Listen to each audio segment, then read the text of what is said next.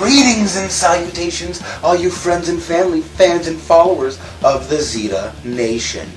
Ladies and gentlemen, boys and girls, children of all ages, and drop-dead pinups fans, thank you for joining us here for episode 57 of The Revolution. I am your host with the most, from the east to the west coast, like peanut butter on your breakfast toast, the milky white Italian ghost, Emperor Zita. Coming to you from the greatest place in the world, the Fortress of Solitude here in Etobicoke, Ontario. Motherfucking Canada, bitches! So, this week, we have the second part of the live performance of the Drop Dead Pinups from the Velvet Underground in Toronto. Plus, during Comic Book Day, Fred has a very special tribute to one of the great artists in comic books that we lost this week. One quick thing, so apparently Mayor Rob Ford, according to the Toronto Star, is a crackhead. Now, when it comes to Mayor Rob Ford, this time I will give him the benefit of the doubt. I think the guy's a douchebag and an idiot, but till I see proof of him smoking a crack pipe, I'm not going to believe anything that the Toronto Star has to say about Rob Ford, because as we all know, the Toronto Star has a vendetta against our current mayor.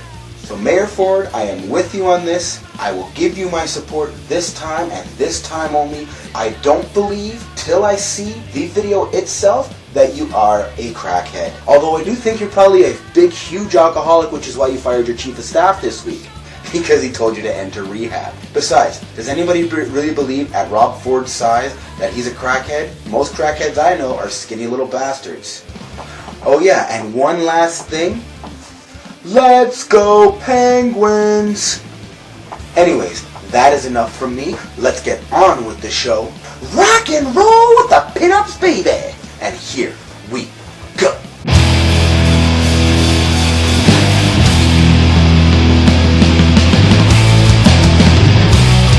Anthony's doing pretty good. He's eating his toast in his sleep. He is ready to start rice cereal. According to the doctor, he's 17 pounds. He's a freaking oversized turkey. I can't carry him on one arm anymore. I keep switching and alternating. Teething is getting worse. He is like mowing down on everything. Thank God for Orjo. He loves to laugh. Especially nowadays, if you go in front of the mirror, he sees a reflection and he sees like me in the mirror with him. He is just laughing. That makes him laugh. So he faces talking to him in a high-pitched voice. You can ask anything in like a certain tone. Did you make a poop? And he'll just start laughing. Oh yes, if you clap his hands and you clap his feet together and make him stretch with his arms up above his head, that makes him smile and giggle too. He does not like it when Catherine gets in trouble or when she's upset. He gets upset as well. He has eyes for his sister, which is funny. He hears her and it's like, ooh, where is she? Ooh, hello. Talking with Anthony is great. She's an amazing big sister. She tends to him when he starts crying or fussing, and if let's say I'm doing the dishes or something like that, I'll always ask her, I'm like, can you go talk to your brother? It's like, okay, and she'll go make faces and laugh and sing to him and calms him down. She's incredible with him. He's definitely holding up to his nickname of Toot and Tony. He parts all the time. Like father, like son.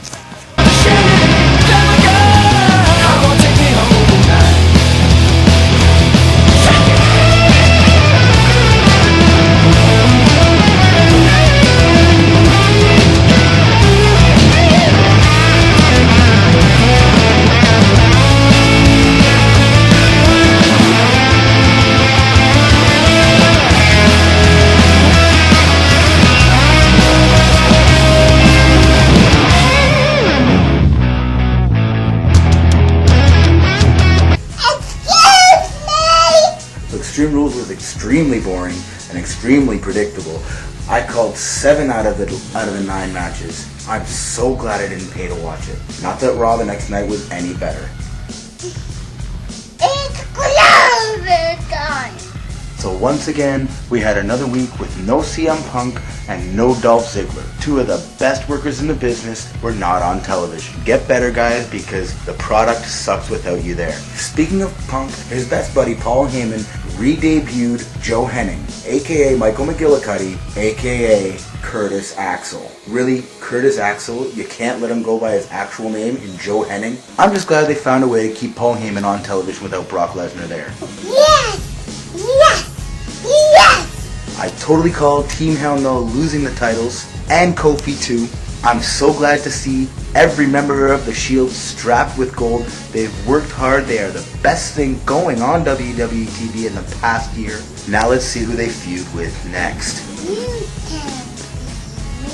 John Cena and Ryback was a huge disappointment, and unfortunately, they're going to have another match at Payback. This time it's going to be an ambulance match. What a waste of time. Is everybody else just as sick of this feud as I am? It's been going a month, they've wrestled one match and barely touched each other. Ryback sucks on the microphone, and Cena wasn't even on Raw this week. We more! We more!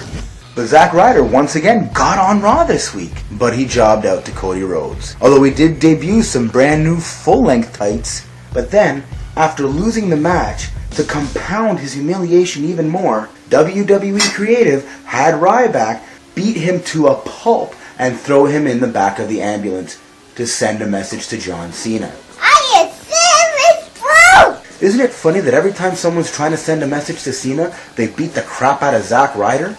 Being Cena's friend is not benefiting Ryder at all. If anything, it's destroying his character more every week. But we did get a teaser trailer on the official Zack Ryder YouTube channel for a possible new Zack Ryder internet show. Woo, woo, woo! You know. I'm really hoping that it's not just a tease and he actually does get a new internet show, because his first one kicked ass. And I hope this time he does not let WWE Creative anywhere near his show. Maybe this will propel him back to the spot that he had a year and a half ago when he was US champion. It's not like he can go any farther down the ladder. Bye.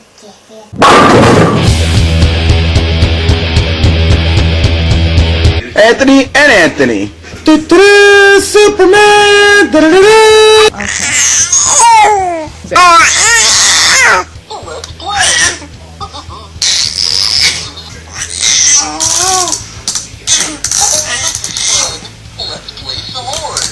All by himself.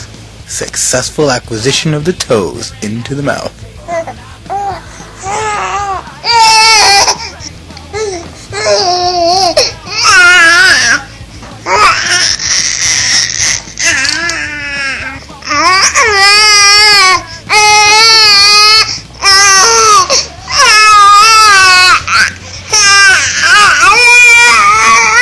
All your fucking dreams, let me want it more with a sparkle in her eyes. I haven't had a single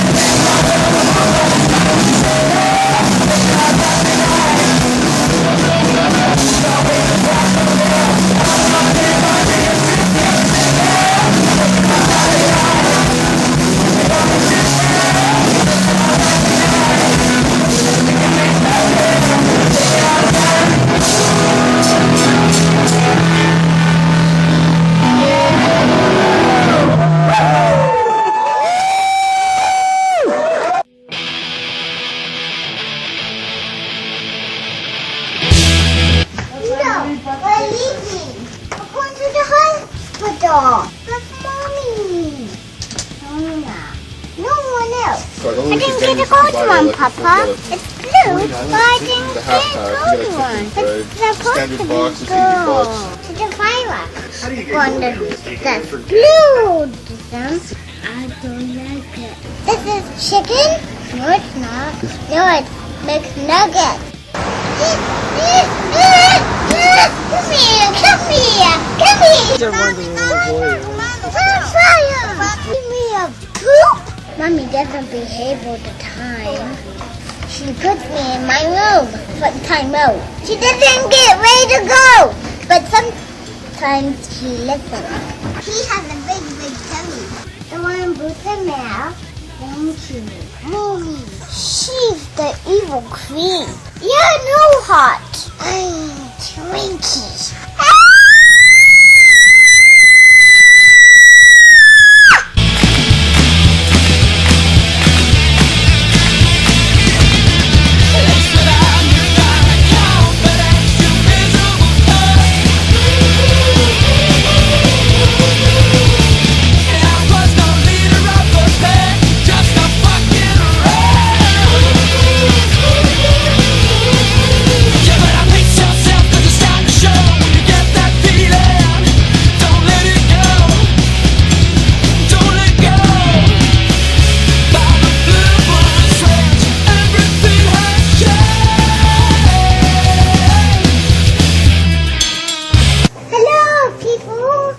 It is Comic Book Day. That's right, it's Comic Book Day. Hello people, we are here. We are at home this morning because Catherine is going down with Mummy to take Nana to the doctor. That's because right. She has to take a nail. Today it's going to be me and Anthony having a boys' day down at the comic book store. But it's no good day. The girls are going to come meet us down there after. And we're going to go down there and see Robin Fred. the prophet and the expert. We'll find out what they have to say today, and we will See you soon, people. see you soon, people. So as you can see, my partner this week has fallen asleep. So Anthony and I are waiting here at the bus stop for the 44. We're headed down to Excalibur Comics. I do miss having Catherine with me. It's really weird going down to the shop without her, but we will see her down there. Alright, so I've made it here in one piece, and now it's time to climb the steps of doom. So we're down here at Excalibur Comics, me and my little man, having a boys' day out, but at least I don't have to deal with Catherine going up the stairs ahead of me while I'm trying to drag up the stroller, because she tends to stop and stall and not move while I'm sitting there holding the ginormous weight of the stroller. So this week I will have to climb the steps of doom with Anthony in the stroller, so let's see how well I can do that. We'll see you guys inside. This is Excalibur Comics, 3030 Bloor Street West, upstairs above the Kingsway Theater. On Tuesday, we lost an artist by the name of Dan Atkins. Dan Atkins was born 1937. He was a very good artist, but unfortunately hardly anybody knows who he is or what he did. So today I'm going to tell you a little bit about the guy. He was one of the best pencilers and inkers that worked in comics. One of the good examples of his inking, he worked on this copy of 105 Captain America. Dan did a tremendous job inking Jack Kirby's pencils and stuff, and you can see how nice and clear it is. He did some really wonderful work. He worked with Wally Wood, and the tremendous work he did with Wally Wood was on a series called Thunder Agents. This is Dan's pencils and partial inks. He worked with Wood for a long period of time, and perhaps the best example of his artwork can be found in these. Now, the books are expensive, but if you want to, you can still pick up the archives. There's a little bit of more mention than probably anybody would give them. Submariner number 58 was a book that he penciled and inked himself. If you can find a copy, just take a look. Beautiful stuff. So it's a pity that we lost somebody like him. The other thing I wanted to talk about is our buddies at Space. Now, that doesn't have to do with inner space, it has to do with space. This weekend, for our Victoria Day, they had to have 3 days of Castle. Explain that one to me. 3 days of showing episodes of Castle. That doesn't work for me. Sorry, this is space. You're supposed to show, at the worst you can do is Star Trek, right? But you're supposed to show something, but not Castle, for Pete's sakes. That's dumb. It doesn't make sense. It's a well-done series, but it ain't sci-fi in any stretch of the imagination. Okay? We'll talk about the Avengers comic book. Now this is good stuff here. John Hickman is working on this book, but also what I love about it is Mike Diodato. Again, he's a great artist, and the artwork on it is just tremendous. It's a joy just to look at this art. Now here's another thing that's a little more interesting as well. That's the Uncanny Avengers, but this is the Age of Ultron. And what's interesting about this one in here is that Adam Kubert is drawing this, so we're going to get some very nice artwork from him. It's not actual numbering, but it's like, you know, it's like an Age of Ultron issue type of thing. But I would recommend that you take a look at this stuff because, again, this is, you know, one of the Kubert sons just, you know, showing it that damn good artist. And that proves it right here. Our good buddies, Justice League. The nice thing about the Justice League is Jeff Johns, but Gene Ha, who is, again, a tremendous artist in itself, is just drawing this. I know it's another big company comic book, but if it's good, it's good. You can't argue with good. So the girls are here, and they managed to wake up the little man. For the smoking crack, who knows? Hopefully, we hope it's not him.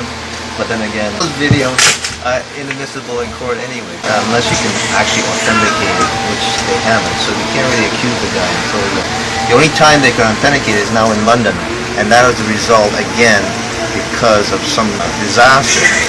The Illuminati always love to not waste a disaster. So you had the London riots, and it's the first time a country has decided that video is admissible in court regardless. No other country in the world takes video as evidence because you can always alter it, and it's very hard to figure out whether it's been altered. But London riots set the precedent, and if London does that, then all the other countries will follow. And it's all because of the riots, which the police didn't show up until day 4. So let everybody loot and destroy, and then they show up. And when they did show up, they controlled everything.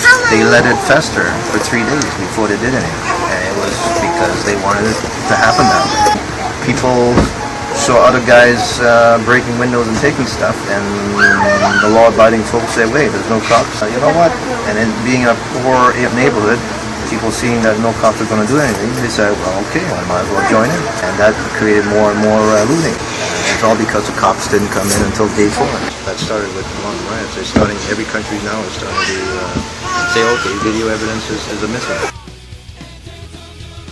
Well, it's over. It's done. Thank you for joining us here for another episode of the revolution that is the Zita Nation. Come back again next week for another live performance from the Drop Dead Pinups right here on the Zita Nation on YouTube. Go back and check out all of my other episodes right here on YouTube and subscribe to my channel. One word, Emperor Zita, right here on YouTube. Pick up your Drop Dead Pinups Electric Night CD. Find them on iTunes and follow them on Twitter at Drop Dead Pinups. Don't forget to follow me on Twitter at Emperor Zita. Head down to Excalibur Comics for all of your comic book related needs. Don't forget to cheer on your future Stanley Cup champions. Let's go Penguins! And I am what I say I am. And what I say I am is perfect.